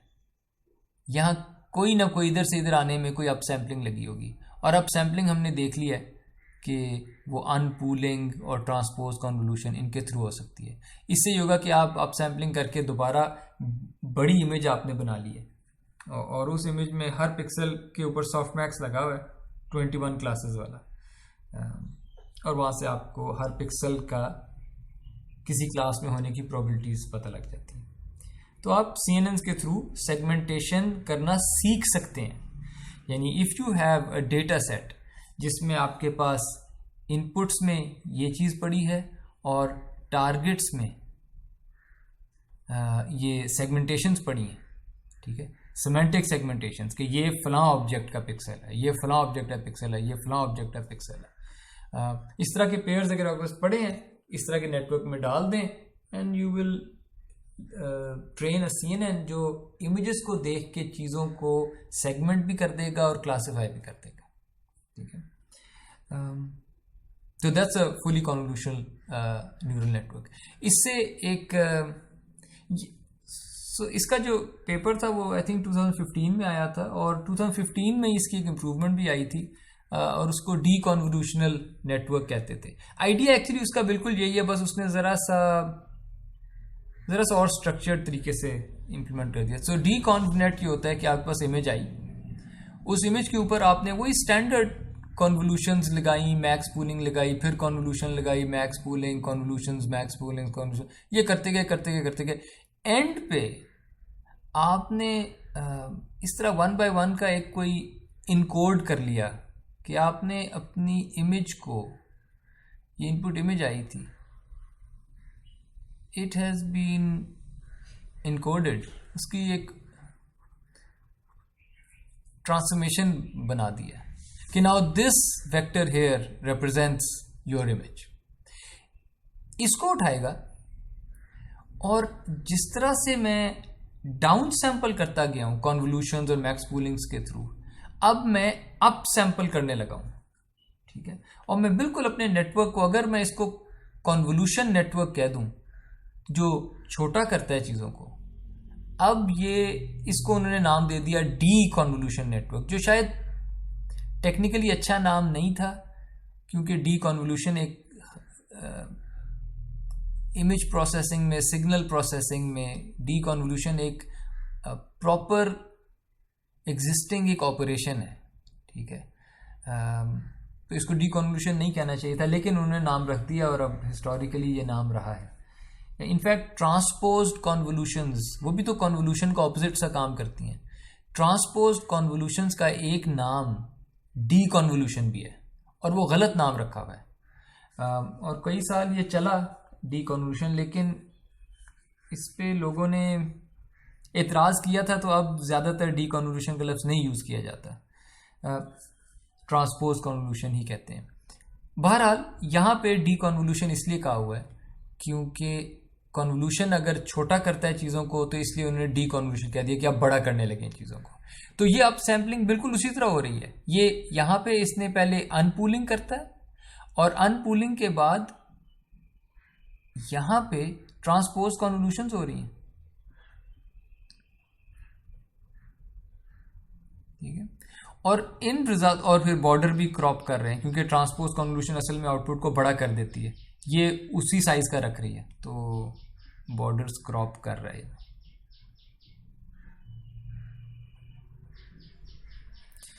और ये जो हो रहा है, ये फिर से ट्रांसपोज कॉन्वोल्यूशन हुई है,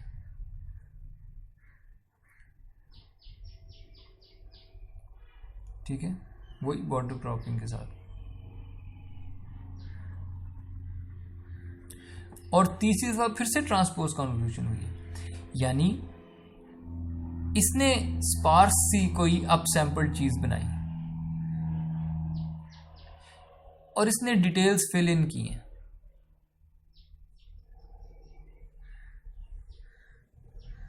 और दूसरे वाले ने और तरीके से डिटेल्स फिल इन की, और तीसरे वाले ने किसी और तरीके से सीखा डिटेल्स फिल इन करना। बिल्कुल जिस तरह जब हम आम कॉन्वोल्यूशनल न्यूरल नेटवर्क देखते थे, तो हम कहते थे इतने फिल्टर्स हैं मेरे पास, 32 फिल्टर्स हैं, हर फिल्टर ने किसी और किस्म का फीचर डिटेक्ट करना था इमेज में से। इसी तरह जब आप मल्टीपल किस्म के फिल्टर्स यहाँ पे लर्न करते हैं, तो हर फिल्टर मुख्तलिफ किस्म की डिटेल्स फिल इन करना सीखता है, ठीक है।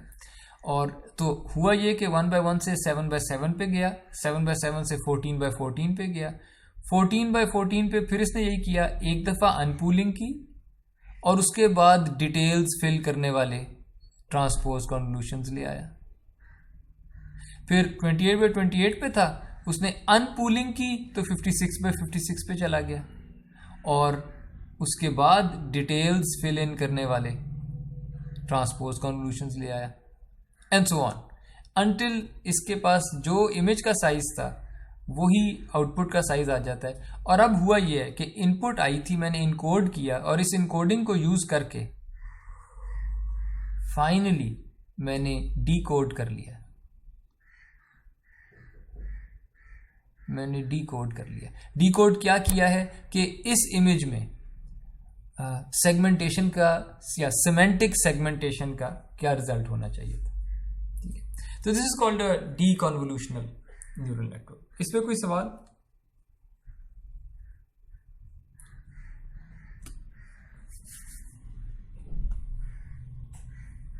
सर यहाँ पे सिर्फ वो 1/1 के एलिस दोबारा इमेज जनरेट कर रहा है।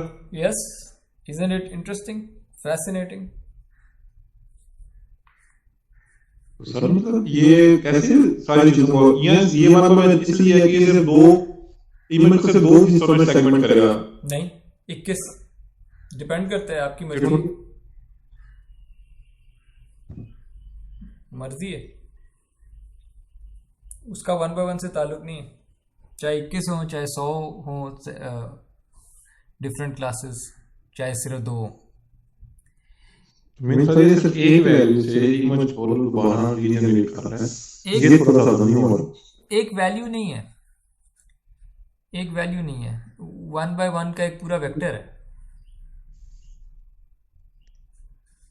ओके, और उसकी लेंथ हम 3D में देखें तो 1 by 1 इनको क्या हो सकती है, या ये डिपेंड करता है कि आपने क्या साइज रखा हुआ है। तो कुछ साइज रखा होगा और थोड़ी होगी, लेट्स से 25 वैल्यूज है, लेट्स से 100 वैल्यूज है, even then it's very strange कि कहाँ एक 200 by 200 की इमेज और कहाँ सिर्फ 100 नंबर्स, और उससे डीकोड करके वो सारा कुछ ले आता है। मैजिक ना उन वेट्स में है जो कॉन्वोल्यूशन के टाइम जो यहाँ पे वेट्स लर्न हो रहे हैं उनके अंदर वो मैजिक छुपा हुआ है कि वो ऐसे वेट्स लर्न होंगे जो ऐसे यहाँ पे 100 नंबर लाएंगे कि जिनको इन 100 नंबरों में कन्वर्ट करके फिर अनपूल करके फिर इस तरह से ट्रांसपोज कॉन्वोल्यूशंस करके और उनके ऊपर इस तरह से अपसैम्पलिंग करके और उनके ऊपर इस तरह से अपसैम्पलिंग करके ये सब लर्न हो रहा है। ये इस तरह से चीज़ें लर्न कर रहा होगा कि अगर आप मुझे यहाँ पे 100 नंबर दे दें तो मैं उसको अपसैम्पल और ट्रांसपोज अपसैम्पल करते करते करते सिमेंटिक सेगमेंटेशन प्रोड्यूस करने लग जाऊंगा। यानी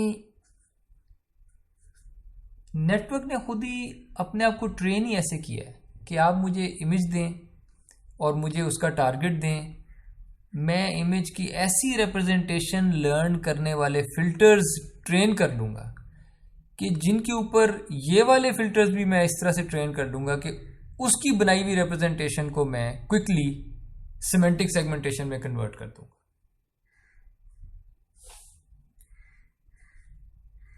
ठीक है, ठीक है सर। ओके, आगे चलते हैं। नाउ देयर समथिंग कॉल्ड, चलिए नाम का लिखा तो हुआ है नाम, लेकिन नाम पे बाद में आते हैं। एक स्टैंडर्ड न्यूरल नेटवर्क में जब आप आगे इंफॉर्मेशन प्रोपोगेट करते हैं तो आपके पास एक लेयर है, इस लेयर में 3 न्यूरॉन्स हैं। इस लेयर को जो फीड हुई इंफॉर्मेशन वो एक वेक्टर था HI, ठीक है, और इस लेयर में से गुजरने के बाद 3 आंसर्स निकल आएंगे, हर न्यूरॉन का एक आंसर, ठीक है। वो जो आंसर्स निकले हैं उनको मैं HI+1 कह देता हूँ कि ये अगली लेयर की आउटपुट है, हिडन लेयर की आउटपुट है, और वो फीड हो रही है अगली लेयर में जिसमें 4 न्यूरॉन्स हैं। वो 4 न्यूरॉन्स 4 नंबर आउटपुट करते होंगे, उन 4 नंबर्स को मैं HI+2 कह देता हूँ कि सेकेंड हिडन लेयर की आउटपुट। यहाँ तक आप मेरे साथ हैं? तो स्टैंडर्ड न्यूरॉन्स जो हरकत करते हैं वो है। कोई कंफ्यूजन तो नहीं आप?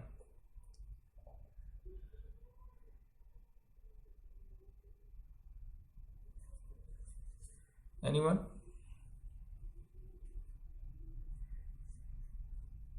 नहीं सर, कोई कंफ्यूजन नहीं है। ओके, अब मैं एक स्किप कनेक्शन डालने लगा हूँ आपके स्टैंडर्ड न्यूरल नेटवर्क के ऑपरेशन में। मैं ये रेड वाला स्किप कनेक्शन ले आता हूँ कि जो आयत हिडन लेयर से जो चीज़ आ रही थी उसूलन तो उसकी बेस पे HI+1 अगली हिडन लेयर का आंसर निकलना चाहिए था, लेकिन मैं उसको HI+1 का आंसर तो निकाल ही रहा हूँ HI की बेस पे, पर मैं HI को डायरेक्टली फीड इन करने लगा हूँ सेकेंड HI+2 निकालने के लिए। यानी आयत लेयर से जो आउटपुट निकली थी वो I+1 लेयर को भी कंप्यूट करने में मदद करती है, पर वो डायरेक्टली I+2 एक लेयर स्किप करके डायरेक्टली फीड हो जाती है, ठीक है। इसे कहते हैं स्किप कनेक्शन। इधर कोई कंफ्यूजन? स्किप कनेक्शन क्या होता है, इसमें कोई कंफ्यूजन? सर मतलब जो एच आई है वो जो इनपुट था हिडन लेयर का, Yeah. वो उसको हम हिडन लेयर से ट्रांसफॉर्म नहीं किया, डायरेक्टली जो है उसको as a input next layer पे ट्रांसफर कर दिया है। जी, रेड वाला तो यही कहता है कि डायरेक्टली ट्रांसफॉर्म कर दिया, लेकिन इनडायरेक्टली भी किया है। HI+1 में भी तो फीड हुआ ही था वो पहले की तरह, वो तो चल रहा है काम, पहले वाला भी हो रहा है, प्लस मैंने ये भी कर दिया डायरेक्ट। जी सर। ओके, अच्छा एक काम करते हैं, ये जो स्टैंडर्ड ऑपरेशन था इसको लिखते हैं कि ये क्या ऑपरेशन था। इसमें हुआ ये था कि आपके पास आयत लेयर के जितने भी न्यूरॉन्स की आउटपुट्स थी वो ये वेक्टर HI मैं उसको कह रहा हूँ। इसके साथ आपने क्या किया था, आपने HI आपके पास आया, पहली लेयर ने इस HI को वेट मैट्रिक्स से मल्टीप्लाई किया। ये वेट्स किसके थे, I+1 वाली लेयर के, और बायसेस भी I+1 वाली लेयर के। I+1 वाली लेयर में कितने न्यूरॉन्स हैं, 3 सर। 3 न्यूरॉन्स, और हर न्यूरॉन का एक बायस होगा, विच मीन्स कि बायस एक वेक्टर होगा, 3 नंबर पड़े होंगे इसमें, 3 वेट्स होंगे। मेरे साथ हैं आप लोग? Yes sir.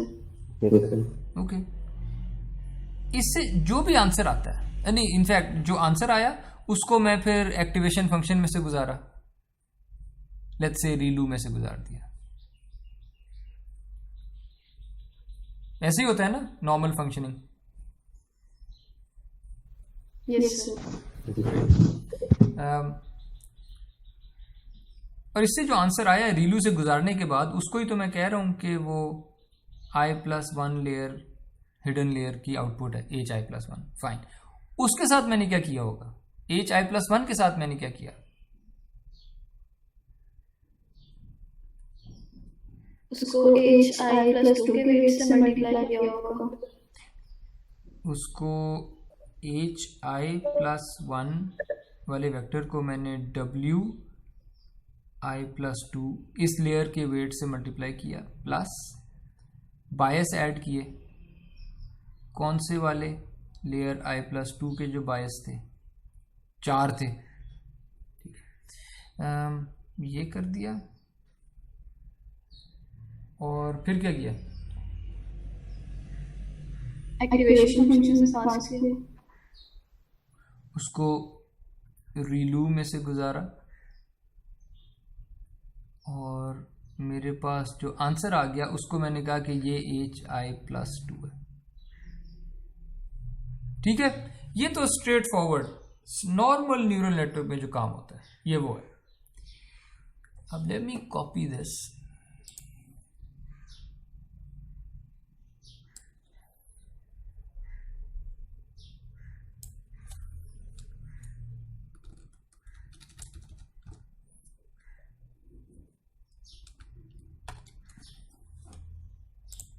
ओके। अब जब मैं स्किप कनेक्शन लेके आता हूं,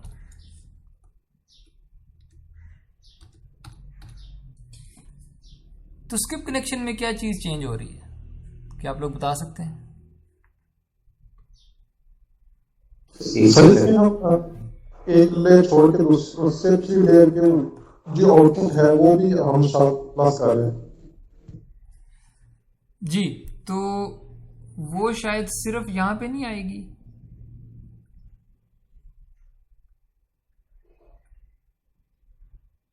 ये जो मैंने रेड में ऐड कर दिया एक term, that's the only change.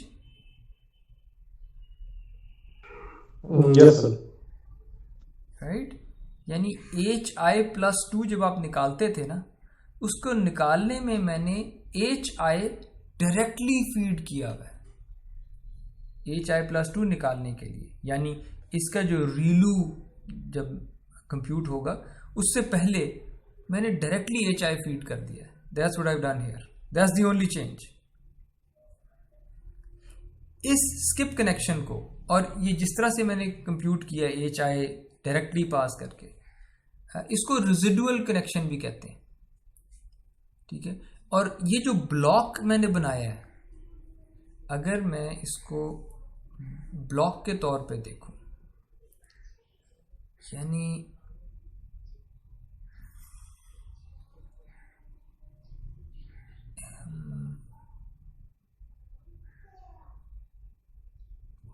कि इस ब्लॉक में HI फीड हुआ था और HI+2 बाहर निकला है।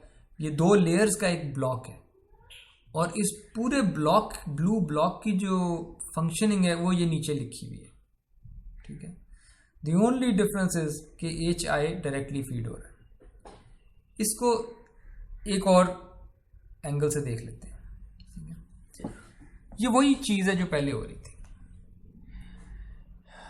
अब मैं बिल्कुल इसको ना H के हिसाब से नहीं देख रहा, मैं कह रहा हूँ कि जो भी इनपुट आ रही थी HI, मैं उसको X कह रहा हूँ। X से हम ज़्यादा फेमिलियर हैं, वेक्टर X है जो इनपुट है। मेरे रेजिडुअल ब्लॉक की जो भी इनपुट आ रही है वो X एक वेक्टर है। ये कंफ्यूज तो नहीं कर रहा आपको ये चीज़? जो भी इनपुट आई मैं उसे कहने लगा हूँ X। वो X पहले वेट से मल्टीप्लाई होगी ना, पहले लेयर के वेट्स और बायस ऐड होंगे और फिर वो रीलू में से गुजरेंगे, फिर वो जो भी आंसर आएगा वो अगली लेयर के वेट्स से मल्टीप्लाई होगा और बायस ऐड होगा उसमें। और जो स्किप कनेक्शन है वो बस यहाँ पे एक डायरेक्टली X को प्लस कर देता है और फिर रीलू में से गुजारता है, ठीक है। इन चीज़ों को अगर आप इस तरह से लिख लें कि ये जो X के साथ मैंने किया था ना कि एक दफ़ा वेट से मल्टीप्लाई किया, रीलू में से गुजारा और रिजल्ट को फिर से वेट्स से मल्टीप्लाई किया, सिर्फ ये वाला काम, वेट्स, रीलू और फिर वेट से मल्टीप्लाई अगली लेयर के, ये कोई ट्रांसफॉर्मेशन है X की और उस ट्रांसफॉर्मेशन को मैं नाम देता हूं f(x), ठीक है। It's just some transformation of X. I call it f(x). और ये जो अब यहाँ पे प्लस हो रहा है,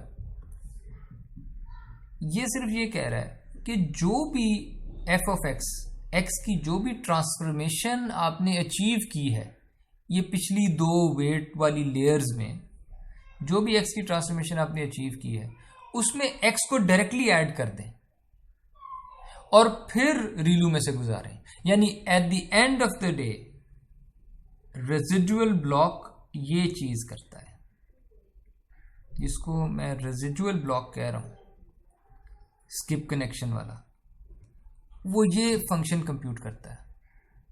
वो रीलू करता है f(x) + x पे, ठीक है। अब ये देखने में तो बड़ी सादा सी चीज लगती है, पर इसको थोड़ी सी डिटेल में देख लेते हैं।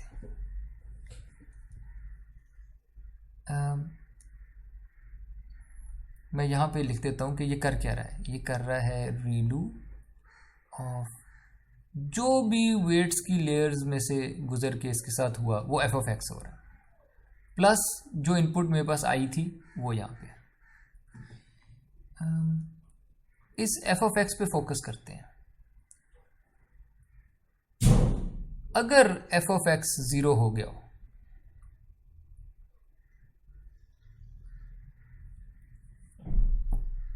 अगर f(x) 0 को अप्रोच करने लग जाए, इसका क्या मतलब है?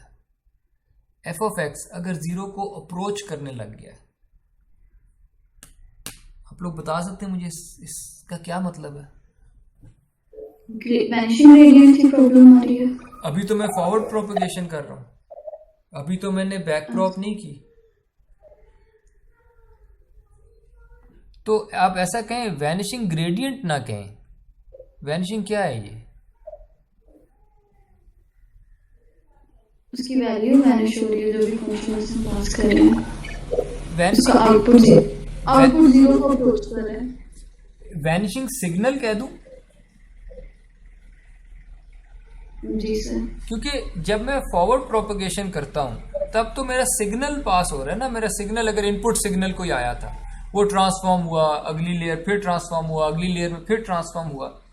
अगर ये f(x) 0 की तरफ जा रहा है, जीरो के पास आ रहा है, इसका मतलब मेरा सिग्नल वैनिश करी जा रहा है। बैक प्रोपगेशन में ग्रेडियंट्स होते हैं, तब मैं कहता हूँ मेरे ग्रेडियंट्स वैनिश करी जा रहे हैं। अभी तो फॉरवर्ड प्रोपगेशन हो रही है, तो मैं कहता हूँ कि मेरा तो सिग्नल ही वैनिश करी जा रहा है। और अगर मेरा सिग्नल वैनिश करी जा रहा है तो इसका मतलब है कि मेरी इनपुट जो भी आई थी वो इग्नोर होने लग गई होगी, सिग्नल तो वैनिश होने लग गया। मेरे साथ हैं आप लोग? जी सर, और मशीन लर्निंग की क्लास भी स्टार्ट हो गई है। चलिए मैं इसको जल्दी से रैप अप कर देता हूँ। अगर f of x zero vanish होता जा रहा है, और वैनिश क्यों होता होगा? Because of regularisation. आपको याद है वेट्स की पेनल्टी डालते थे, ये वेट लेयर जो है इसके अंदर कोई वेट्स हैं, और जब आप रेगुलराइजेशन करते हैं तो आप इस तरह की कोई टर्म डालते थे एरर फंक्शन में। ये आपने अपनी असाइनमेंट में की है रेगुलराइजेशन। जी सर। रेगुलराइजेशन की टर्म कह रही है कि वेट्स को बड़ा ना करो, वेट्स को छोटा रखो, है ना? अगर वेट्स छोटे हैं, अगर रेगुलेशन पेनल्टी की वजह से अगर वेट्स ही छोटे हैं, ठीक है, तो मुमकिन है कि ये W इंटू एक्स जब पहली दफ़ा हुआ होगा, वो W बहुत छोटे हैं, आंसर जीरो के पास आया, रीलू में से गुजरा, फिर अगले वेट्स आए, उनको भी आपने कहा था वेट पेनल्टी लगी हुई थी कि उसको भी छोटा रखना है वेट्स को, वो वेट्स और वो भी छोटे हैं, फिर से छोटे नंबर से मल्टीप्लाई हुए, जीरो के और पास हो गए। यानी रेगुलराइजेशन की वजह से इट्स इंटायरली पॉसिबल कि एफ ऑफ एक्स जो आपका निकल रहा है दो लेयर में से गुजरने के बाद, ये सिग्नल वैनिश सा होता जाए, ये जीरो के पास आता जाए। अगर खुदा ना खास्ता ऐसा कभी हो रहा हो तो होगा ये कि आपके जो रीलू का आंसर है, तो आपके पास तो ये आंसर निकल रहा है, इसका मतलब रीलू ऑफ ये जो भी था ये तो जीरो के पास जा रहा है प्लस एक्स, ठीक है, which is equal to ReLU of x.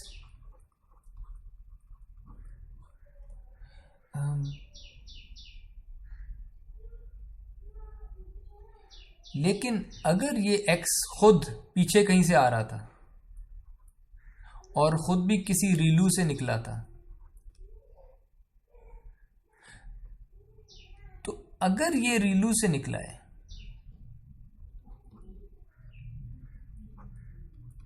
if x is output of some ReLU function,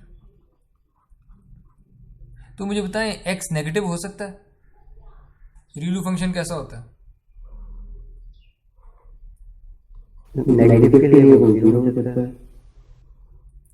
रीलू function की वैल्यू क्या आ सकती है?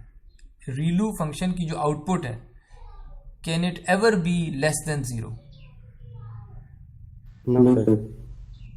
रीलू फंक्शन की जो आउटपुट है ना, कि it's always greater than equal to zero. अगर इसकी इनपुट ग्रेटर देन जीरो है तो ये एक्स ही दे देता है आंसर, वरना ये जीरो आंसर देता है। ये नेगेटिव कभी नहीं होता, नेवर नेगेटिव। इसका मतलब है कि अगर x खुद पीछे किसी रीलू से आ रहा है तो x नेगेटिव नहीं है, x पॉजिटिव है। और अगर x खुद पॉजिटिव है, पॉजिटिव चीजों का रीलू तो वही होता है खुद। ReLU of any positive number is that positive number itself. तो होगा ये कि ReLU of f of x plus x का जो आंसर है, अगर रेगुलराइजेशन की वजह से अगर आपका सिग्नल वैनिश करने लग जाए, तो ये कम से कम ये कहेगा कि अच्छा एफ ऑफ एक्स भले वैनिश करे, मैं एक्स तो जो आया था वो तो मैंने फॉरवर्ड कर देना आगे, अब सिग्नल वैनिश नहीं होगा। सो रेजिडुअल ब्लॉक इंश्योर्स के, अब मैं अगर दोबारा HI वाली बात करूं, ensures that information from HI, अब मैं फिर से वो लेयर्स की बात कर रहा हूं, from HI will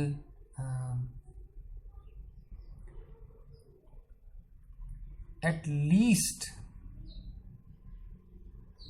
will be at least carried over.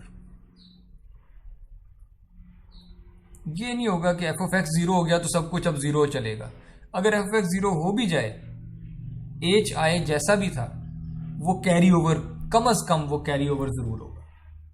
ठीक है, यानी no dying out of information.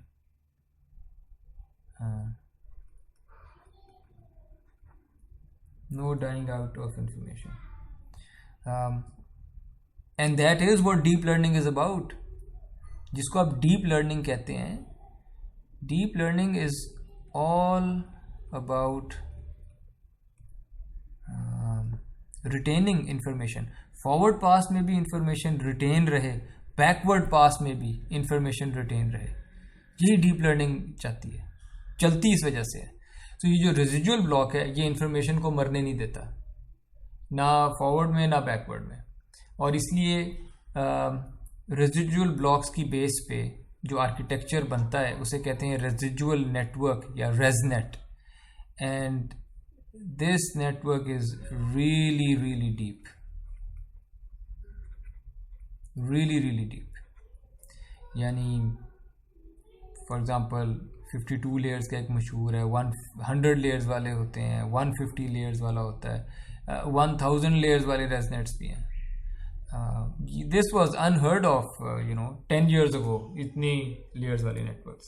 पर रेजिजुअल नेटवर्क्स ने ट्रूली डीप नेटवर्क्स ट्रेन करने की एबिलिटी दे दी सबको. ठीक है, तो that's what a residual block is. And see, there are so many other variations of convolutional neural networks. उसके लिए तो पूरा कोर्स एक चाहिए. We cannot cover. मैंने तो बहुत ही बेसिक मैंने वो चीज़ें कवर की हैं. मुझे लगता है कि जैसे CNN की जो वेरिएशंस हैं उनके बिल्डिंग ब्लॉक्स ये चीज़ें थी.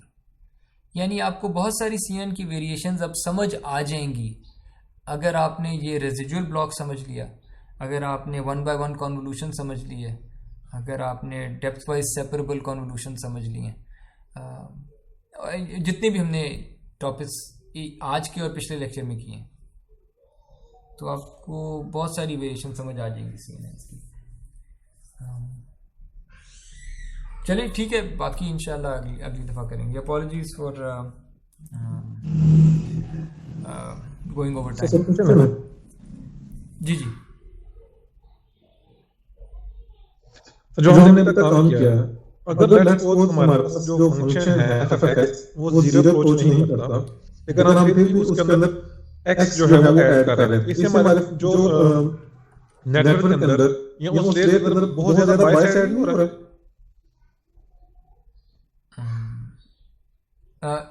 एक्स के आने की वजह से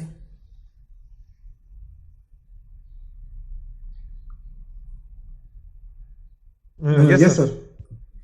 ये देखें, ये सिर्फ रिकवरी है एक कि अगर खुदा ना खास्ता एफ ऑफ एक्स, हम एफ ऑफ एक्स से चाहते हैं ना कोई ट्रांसफॉर्मेशन हो एक्स की.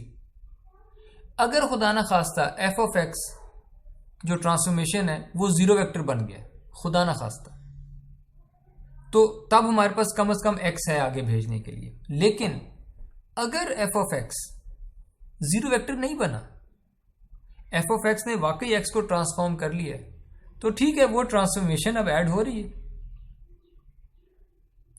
और अगर एफ ऑफ एक्स एक्स के मैग्नीट्यूड से बहुत ज्यादा बड़ी हो गई है तो एफ ऑफ एक्स डोमिनेट कर रहा होगा. अगर एफ ऑफ एक्स का मैग्नीट्यूड थोड़ा है कंपेयर टू एक्स का मैग्नीट्यूड, तो F of x come dominate कर रहा होगा, एक्स डोमिनेट कर रहा होगा. ये तो अब नेटवर्क पे आप छोड़ दें कि नेटवर्क किस तरह से वो वेट्स को लर्न करता है कि उसने हर लेयर में ये जो एफ ऑफ एक्स वाला फंक्शन है इसको डोमिनेट करवाने का उसको फायदा हो रहा है या एक्स को डोमिनेट करवाने का फायदा हो रहा है. ये let the network decide, let the weights decide this. अगर बायस्ड होने का कोई फायदा है ना तो वो बायस्ड हो जाएगा यहाँ पे. अगर बायस्ड होने का नुकसान है तो एफ ऑफ एक्स ऐसा लर्न करेगा कि ना डोमिनेट करे एक्स, FFX डोमिनेट करेगा। Late the network do this. हम सिर्फ नेटवर्क को इतनी ताकत दे रहे हैं कि अगर वैनिश हो रही है इंफॉर्मेशन FFX के अंदर, तो हम उसको वैनिश ना होने दें। हम कह रहे हैं चलो x को, इस केस में x को तो कम से कम कैरी फॉरवर्ड करो। तो सर कैसे हम ये पर कर सकते हैं, अगर हमें अपनी वेट्स को बढ़ाना है तो हमें सिर्फ रेजोनेंट ब्लॉक ही या रेजोनेंट ही यूज करना चाहिए? अगर हमने किसको बढ़ाना है? अपनी लेयर्स को इंक्रीज करना है। अगर आपने लेयर्स जी, अगर आपने लेयर्स को इंक्रीज करना है तो रेजिडुअल ब्लॉक जो है ये ट्राइड एंड टेस्टेड एक मेथड है जो विच रियली हेल्प्स यू कि आप अगर बहुत डीप नेटवर्क भी कर दें तो ये फॉरवर्ड प्रोपगेशन में भी आपकी इंफॉर्मेशन डाई आउट नहीं होगी। जो इनपुट आई थी आपके पास कई लेयर्स पहले, वो डाई आउट नहीं होगी, वो थोड़ी देर चलती रहेगी। सिमिलरली जो बैक प्रोपगेशन में जो ग्रेडियंट्स आए थे कुछ लेयर्स पहले, वो डाई आउट नहीं होंगे, वो चलते रहेंगे। तो डीप लर्निंग सक्सेसफुल होती इसी हरकत की वजह से है कि इंफॉर्मेशन को डाई आउट नहीं होने देना आपने, दोनों डायरेक्शंस में, फॉरवर्ड में भी बैकवर्ड में भी। बिकॉज ये इंफॉर्मेशन को डाई आउट नहीं होने देती, इसलिए अगर आपने डीप नेटवर्क ट्रेन करना है, रियली डीप, रेजिडुअल हेल्प्स। तो सर इसका मतलब ये CNN की वेरिएशन सिर्फ नहीं है, बल्कि ये तो हमारे MLP की वेरिएशन है, क्या मैं कह सकता हूं? जी बिल्कुल, एब्सोल्युटली। ये असल में तो this concept is much more than CNNs, लेकिन वो इस तरह से हो गया कि CNNs चूंकि छाए हुए थे जब ये आया 2015 में, तो CNNs पे ही अप्लाई हुआ, CNNs के साथ ही दिखाया गया। अभी भी लोग CNNs पे ही अप्लाई करते हैं, लेकिन you are absolutely correct, this is much more than CNNs।